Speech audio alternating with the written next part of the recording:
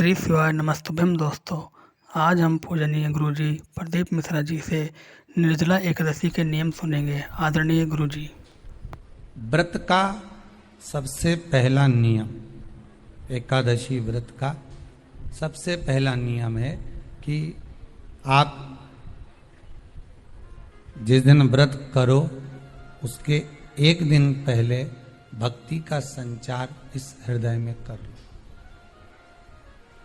भक्ति का संचार इस हृदय में कर लीजिए। जिस दिन आप व्रत करो, जैसे एकादशी का व्रत कर रहे हो तो दशमी के दिन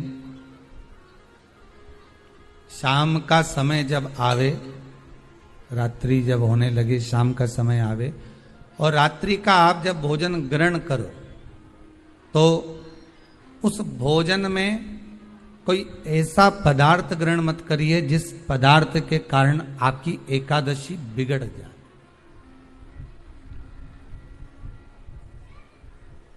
एकादशी का दूसरा नियम बहुत ध्यान से सुनिएगा।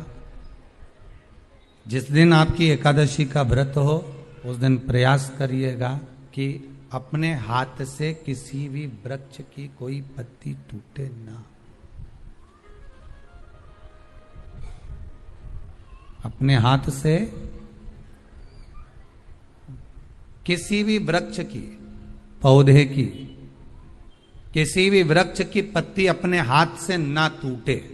बहुत ध्यान दीजिएगा महाराज। एकादशी का ये दूसरा नियम है कि अपने हाथ से किसी पौधे की, किसी वृक्ष की, किसी डाली की कोई पत्ती टूटे ना, कोई पत्ती ना टूटे, इसका प्रयास करिए।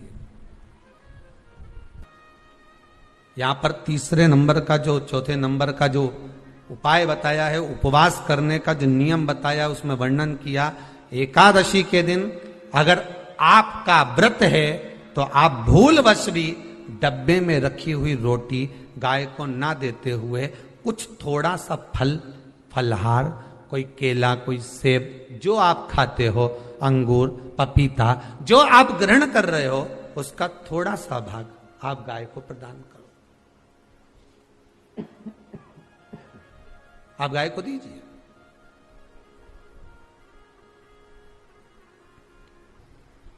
रोटी ही दी है, डब्बे में से निकाल के ले गई, गाय आई है, रोटी देना, देव मना नहीं। बाकी के दिन आप आपके बेटे से कह दो रोटी दिया बेटा जा, पर आप अपने हाथों से, आपका व्रत है तो आप फलाहार आप कर रहे हो तो फलाहार का ही दान गौ माता को दीजिए। पांचवा वर्णन किया चतुर्थ भाव में, बन सके जितना एकादशी के दिन भगवान का ओम नमो भगवते वासुदेवाय का जाप करें या अपने गुरु मंत्र का स्मरण करें, या जो मंत्र आपके हृदय में समाहित हो, श्री शिवाय नमस्तुभ्यम, ओम नमः शिवाय, राम कृष्ण शिव, जो मन पड़े उसका भजन करें, पर दिल से करना। जितनी देर करते बने उतना देर करें। माला पकड़ने की भी जरूरत नहीं कि माला पकड़ के बैठता हूं तो घट की जिब्या से जप लो नहीं जी, वही उत्तम ही पूरा हो जाए, वही बहुत। महाराज पांचवा नियम कहा, जिस दिन आपका व्रत रहे किसी निंदक से बात ना करें। निंदक जानते हो? भाई दूज के दिन, दिवाली की जो भाई दूज होती है ना, होली दिवाली की जो दूज होती है, उनमें ऐसा गोबर का भाई दूज बनाते हैं और पास में एक चुगल खोर भी बना है और चुगल खोर के ऊपर ऐसा भाटा धर दें, एक पत्थर। अब तुम्हारे उधर रखे कि नहीं रखे हमें नहीं मालूम रहे हो, जितने आस्था पे सुन रहे हो, पर हमारे इधर तो ऐसा रहता है, गोबर का भाई बहन बनाए और उसकी पूजन करे, उसके पास में एक गोबर का चुगल चोर भी बनाए, उसके ऊपर भाटा धर। कथा वर्णन कर रही है, निंदक से बात ना करें। मान लो किसी ने आकर आपको निंदा कर भी दी तो तुरंत सूर्य नारायण भगवान का दर्शन करें और 3 बार उनका दर्शन कर कर नेत्र बंद करें, तब जाकर वो निंदा जो अंदर गई है, अंदर पवित्रता प्रदान करेगी, तब जाकर एकादशी का व्रत लगेगा। पहले तो प्रयास करो, अगर जो निंदा करने आता है ना तो उसको उस दिन एकादशी वाले दिन दरवाजे पे लिख दो कि चुगल चोर फिर कहा जीव की हत्या ना करे, अगला नियम है अपने द्वारा जीव की हत्या ना हो, प्रयास करना किसी को कष्ट ना हो। 18 नियम में से एक नियम और, प्रयास करिएगा एकादशी जब भी करें तो द्वादशी से जुड़ी हुई करें, दसवीं से जुड़ी हुई एकादशी कम करें। जो वैष्णवों की एकादशी कौन सी होती है? जो एकादशी द्वादशी से जुड़ी हो, दसवीं से नहीं। दसवीं से जुड़ी हुई एकादशी व्रत कहलाती है। Resell sarees and earn profits up to 15,000 rupees every week. Get 30% off on और द्वादशी से जुड़ी हुई एकादशी पुण्य फल प्रदान कर कर वैष्णवों को भगवान के चरण में छोड़ आती है। इसलिए एकादशी द्वादशी से जुड़ी हुई होना चाहिए। वैष्णव एकादशी। फिर अगला वर्णन किया गया। महाराज शास्त्र कहता है, अगला वर्णन जो किया गया उसमें बताया, प्रयास करें जिस दिन एकादशी हो उस दिन घर में बुआरी झाड़ू आदि जो लगती है वो दूसरा लगा लें। क्यों? उसका वर्णन है, अगर आप बुआरी लगाएंगे, झाड़ू लगाएंगे, पोछा लगाएंगे तो हो सकता है कोई जीव आपके हाथ के द्वारा मर जाए। अब एक बार ये कथा हमने काशी में कह दी थी। कहां करोगे? सारे व्रतों में केवल एक व्रत ऐसा होता है एकादशी का जिसका उद्यापन पहली एकादशी पर भी कर सकते हो। सारे उद्यापन में केवल एक उद्यापन ऐसा होता है, सारे व्रतों में एक व्रत का उद्यापन ऐसा होता है, वो है एकादशी का। ये जरूरी नहीं कि 26 पूरी होगी तभी तुम करोगे, या तो पहली में ही कर लो या फिर 26 पूरी हो तब कर। पर उद्यापन, अगर तुमको ऐसा लगे कि हाँ मैं अभी तो जीऊंगी हो, अभी तुम्हारा बाल भी धोला नहीं हुआ, तुमको ऐसा लगे तो अभी तो मैं तो बढ़िया, तो पहली पर करने से क्या फल मिलेगा? तो एकादशी की नियमावली कहती है, अगर मान लो आपने पहली एकादशी पर भी उद्यापन कर लिया, इसके बाद में जितनी एकादशी करोगे वो सारी तुम्हारे खाते में जुड़ती जाएगी। मतलब बैंक में खाता खोल लो, ठीक है? खाता खोल लिया, अब जितना कमाता जाओगा उसमें डालते जाओ, जितनी कमाई करके लाओगे उसमें जमा करते जाओ। एकादशी एक बार उद्यापन पहले में भी हो गया तो बाकी का पुण्य तुम्हारे खाते में आ जाएगा, उसका पुण्य।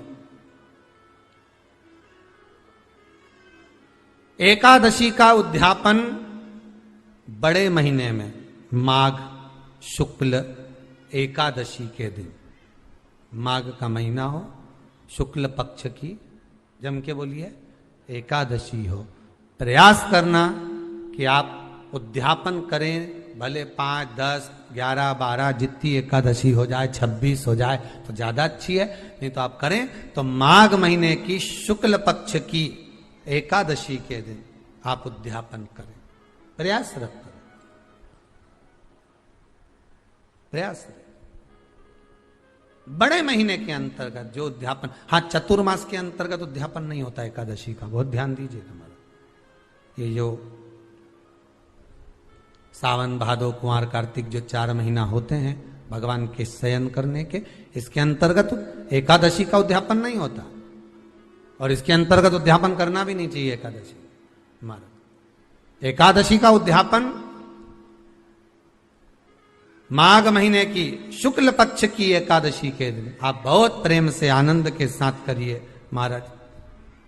परंतु एकादशी के उद्यापन में सबसे ज्यादा अगर कुछ जरूरी होता है तो 24 तरह का नैवेद्य जरूरी होता है। कितने तरह का? 24 तरह का नैवेद्य। अब आप कहोगे गुरुजी उद्यापन हम कर रहे हैं एकादशी का, तो उसमें तो फलहार का हमें नैवेद्य बनाना चाहिए, तो फिर ये पुराण के अंतर्गत स्कंद पुराण में ये चीज लिखी है कि एकादशी का जब उद्यापन करते हैं तो 24 तरह का नैवेद्य बनाकर सिद्ध करते हैं। 24 तरह का नैवेद्य जान रख लेना, का हलवा बना लो, खीर बना लो, पूड़ी बना लो, सब्जी बना लो, पकोड़ा बना लो, भजिया बना लो, ऐसे 24 तरह का नैवेद्य अलग अलग चाहिए। पर लोग क्या करते हैं, खोपरा पाक बनवा लेते हैं 1-2 किलो और 24 जगह रख देते हैं। स्वीकृत नहीं है। 24 तरह का नैवेद्य रखा जाता। महाराज एकादशी के दिन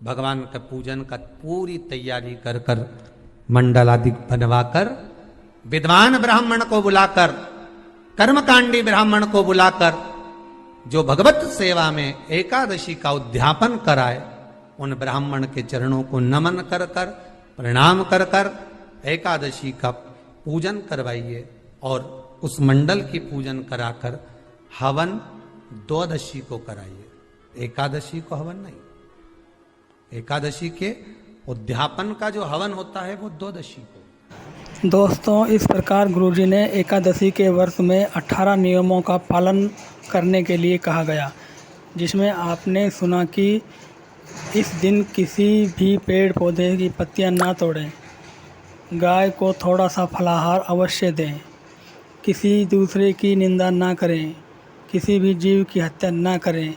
इस प्रकार आपने गुरुजी द्वारा बताए गए नियमों का ध्यानपूर्वक श्रवण किया। तो दोस्तों, इस प्रकार की आध्यात्मिक जानकारी के लिए हमारे चैनल को सब्सक्राइब व शेयर करें। हर हर महादेव।